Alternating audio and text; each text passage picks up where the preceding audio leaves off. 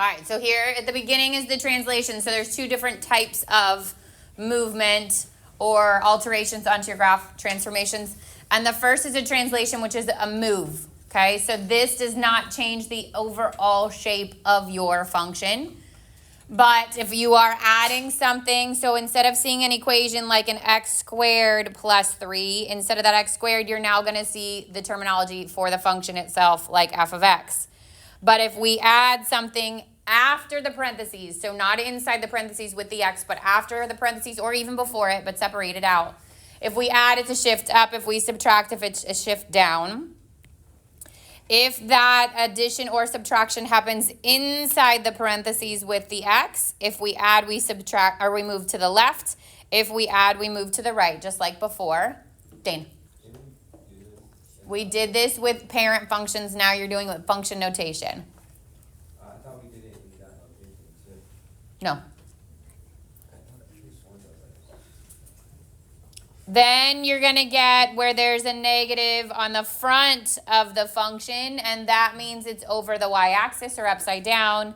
If there's a negative inside on the x, this means it's a reflection over the x or shifted left to flipped left to right. So again, we're going to see these first graphically. So it will give you the shape of some sort of odd-shaped graph, and then it's going to ask you to change it based on the notation. So if this is f of x and g of x is negative f of x, what's the negative on the front of this do? Flips it over the y-axis. So this graph literally gets flipped upside down. All right, so then we go over the y-axis. This coordinate point that's at negative 4 is negative 4, 3 is going to positive 4, 3. This point that's at negative 2, 0 is going to positive 2, 0. This point that's at 2 or 0, 2 is staying at 0, 2. And then the point that's over here that was at 2, 0 goes to negative 2, 0. The difference is this comes down straight. That's my straight. And then it is brought across. So you're flipping it over the y-axis.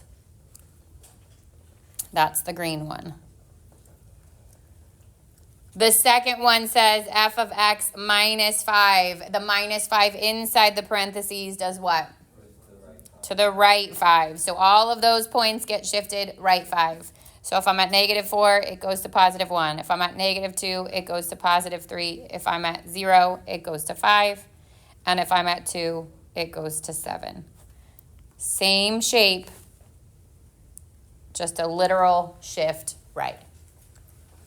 Now in Notability, this is even easier in my opinion. You could trace your original graph and you could literally just slide it, like select it and slide it. But obviously on your quiz or test, you can't do that. So don't get so comfortable doing that. Make sure you know how to shift it as well. So that's the purple or the h of x. Questions on those two?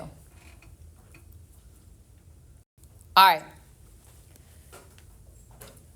Example 2a says f of x minus 4. Now the minus 4 is outside the parentheses, which means what? Down 4. So I'm going to take and shift all my points down 4. This comes down 4, down 4, down 4, 4, 4. So down, up, curve it.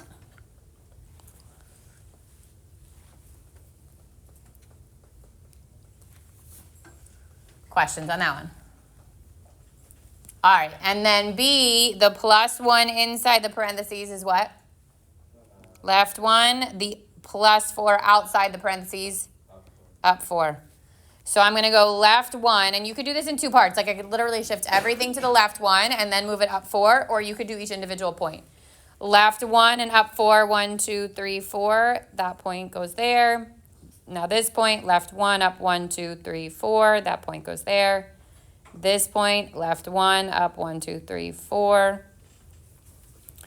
This point, left 1, up 1, 2, 3, 4. And then this point, left 1 and up 1, 2, 3, 4.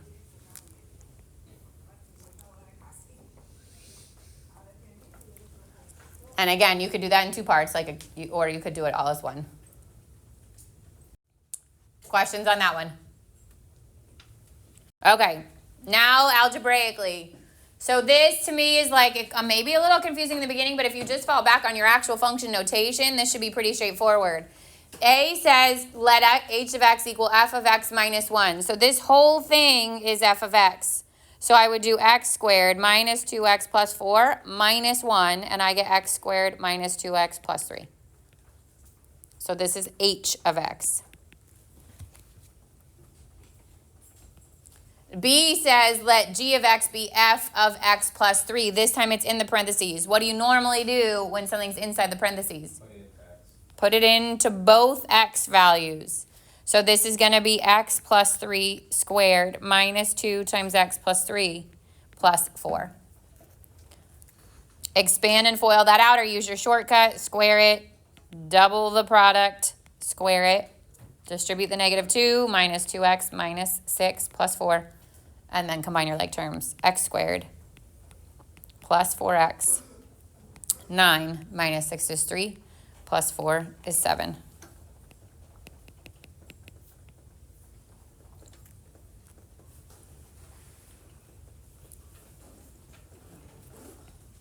Questions on that one?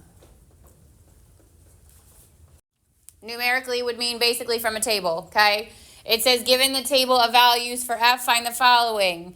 A says let g of x equal f of x minus 3 and find f minus 3. So the first thing you're going to do is this, it'd be here, right? So the first thing I want to do is actually find f of negative 3. If I use my graph, what is f of negative 3? 8, right? Now, if the minus 3 is happening outside those parentheses, what is that causing? I'm going to actually just subtract 3 from my 8, and I get 5. So this could be 8 minus 3, okay? Or you could say go to the y coordinate and then lower it 3 or move it down 3, which would be you're subtracting 3. For B, it says find f of x plus 5. So now your x plus 5 is altered inside the parentheses. And it says find f of negative 3. So I'm going to actually do the negative 3 plus 5 before I even go to my chart. F of negative 3 plus 5 minus 1 would be f of 2. What's f of 2? 15. F of 2 is 15, and 15 minus 1 is 14. So if it happens inside the parentheses, you're doing it before you even look at the chart. If it's happening outside, obviously, then you're using the chart and then altering it. Questions on that one? All right, then you've got domain and range. So if you're given the graph for f has a domain of negative 2, 4 and a range of negative 3, 7, and those parentheses and brackets are important, let g of x equal f of x minus 2 plus 3. So now you have to think based on what these transformation is, what's going to be impacted. If it's a minus 2 inside the parentheses, what's changing? A shift right to. And a shift right to is going to impact what? Domain or range? Domain. So if I take these coordinate points and I want to shift them to the right 2, I literally just add 2 to each of these. And I get 0, 6. Parentheses on the 0, bracket on the 6. So if it's happening inside the parentheses, it's going to affect your domain because it affects your x's. Then I get plus 3, which causes what? A shift up 3. Does that impact your domain or your range? Your range. And up 3 means I literally add 3 to both of these, and my range would be 0, 10.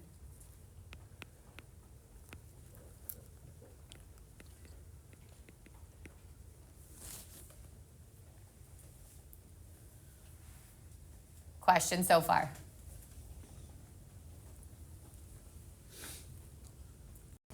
All right, now we get to dilation, and dilation is not your rigid motion. Dilation is your stretch or compression. So we did already talk about this, but as a reminder, if the number that you're multiplying by happens on the front of the function, so it's going to be in front of f of x or g of x or h of x of whatever it is, then it causes a vertical stretch or compression.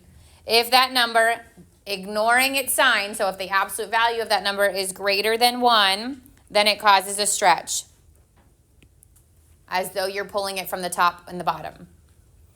If that number is less than 1, again, ignoring its sign, so absolute value of that number is less than 1, like a fraction or a decimal, then it causes a vertical compression as though the ceiling and the floor are caving in on it. If you're looking at values, this means actually multiply your values by a. So if it was 2f of x, then all of my y values are going to get doubled. If it was 1/2 f of x, then all my y values are going to get cut in half. It's being shrunk. Does that make sense? Okay, this is where it gets weird. Your horizontal stretch and compression, the words are the opposite, but the motion looks the same, almost, okay? If it is inside the parentheses with the variable and it is bigger than 1, it actually is called a horizontal compression, but if you could picture squeezing in from the sides, it does make it squished, which almost makes it tall, so it kind of looks the same, okay? So again, ignoring the sign, if it's greater than 1, it causes a compression, a horizontal compression. And if it is a number inside the parentheses that is less than 1, then it causes a horizontal stretch as though you're pulling it from the left and the right. And again, this is where it gets tricky. Instead of multiplying your x values by b, you multiply it by the reciprocal of b. So if it said f of 2x, I'm going to take my x values and I'm actually going to cut them in half. I'm going to multiply times a half or divide by 2. If it said f of x equals 1/3 x, I'm taking my x values and I'm multiplying times 3. So if it happens inside the parentheses, it's the reciprocal of that value. Dane, or you're dividing by that value. It's the same thing, but yeah. So if you're doing multiple things, then on a graph, the recommendation is to stretch and then move it. Is that what you mean? Yeah. Yes. If it's on an equation, you could literally start with inside the parentheses. God bless you. But if it is based on movement, and that's a good question, if you're moving these around, if you're moving a graph, then you're going to first stretch, then move. It's like when you wake up in the morning and you're tired, before you get out of bed, you got to stretch yourself out. You're going to stretch first, and then you're going to move. Okay? Yeah. Correct. And it's opposite. Yeah. So I said stretch, but also stretch or compress. Either of those would happen. Then you would move it. So those would happen first. All right. So let's look at the graph. A says g of x is 2 times f of x minus 4. So what's the 2 on the front doing? Vertical stretch. So a vertical stretch by a factor of what? Good. So we're going to multiply the y's by 2 or double the y's. So if I start with just, and then I'm going to move it because the second part of this is shift it down 4. So if I do that, oh, this is so much easier to do on Notability. If I do that, I'm going to take each of my y's and I'm going to double it. So each place I have a coordinate point, I'm going to double my y. My x stays the same, but my y gets doubled. So 3 goes to 6. Good morning. 0 stays 0. 2 goes to 4. 0 stays 0. So thank you. So your vertical stretch would look like that. And now I'm going to shift it down 4 places. 1, 2, 3, 4. 1, 2, 3, 4. Good morning. 1, 2, 3, 4. And 1, 2, 3, 4. Oops, I didn't go all the way down. So this is A. Oh, good question. I just need the answer. So if you want to erase it, so again on Notability, it's much easier. Like you can plot your points, circle them, and shift them down. But just keep in mind, you don't have Notability for a quiz or a test. All right, so then it says, on this one, you've got f 1/2 x minus 3. So there's 2 things happening here. The 1/2 inside causes what? A horizontal stretch. Good. It is the opposite you would think, right? Normally we say a half means we're shrinking it, but because it's horizontal, it goes the opposite way. So a half, a horizontal stretch, and the factor is by 2. So we're going to take our x's and we're going to multiply them by 2. So everywhere we have a coordinate point, our x gets doubled. Our y stays the same, but our x gets doubled, which means this is coming to -8. This one here, -2 would get multiplied by 2, and it'd be -4. 0 stays as 0. 2 becomes 4. So it gets stretched horizontally. Then the -3 is a shift in which direction? To the right 3. So all these points get shifted right 3.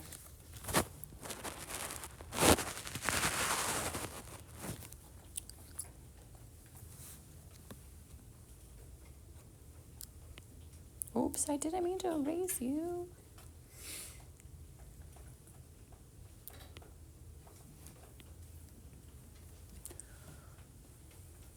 Questions so far?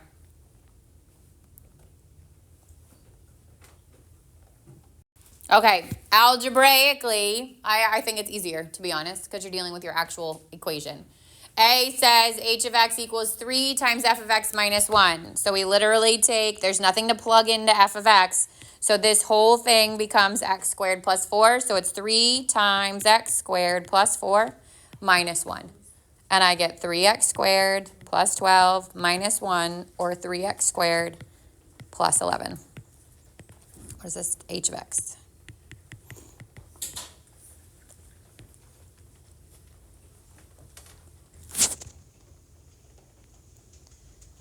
Now, G has something happening inside the parentheses. So we're going to plug that in to the f of x. So this becomes 1/2 x squared plus 4 plus 3. 1/2 squared is 1/4 x squared, and then 4 plus 3 is 7. No, you got to actually, yeah, you got to simplify it.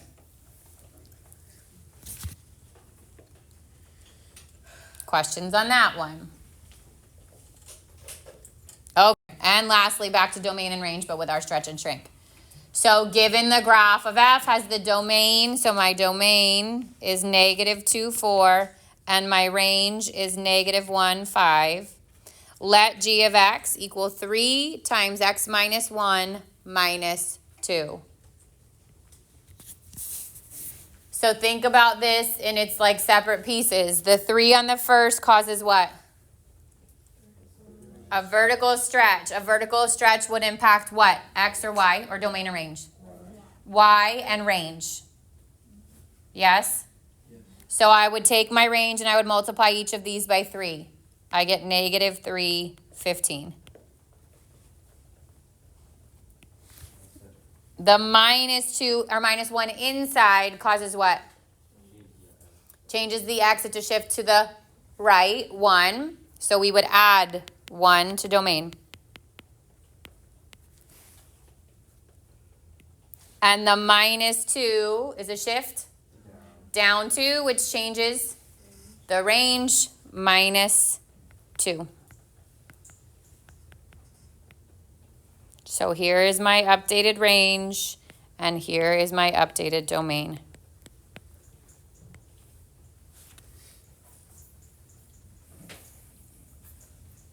Questions? So I will tell you this on the AP questions for this evening. Like there's one in which it was like let's say it's a negative on the front. What's a negative on the front going to do? Flips it which direction? So if it's a negative, it flips it over the y, right? So that y values become negative. You would literally have to change these by multiplying by a negative. And when you do that, it changes to be 5, -13. Can interval notation be written that way? No. What's the rule on interval notation? The order has to be least to greatest. So it would then say -13 to 5. I think it happens on one of your AP questions. So just make sure it's always in order of least to greatest, okay? I know it got me. I was like, that's not right. And then I realized it was switched order. So just be careful. So if it's a negative, you're still changing. If it was a negative inside, you'd be changing the signs on your domain. If it's a negative outside, you're changing the signs on your range. Questions? Wait. Huh?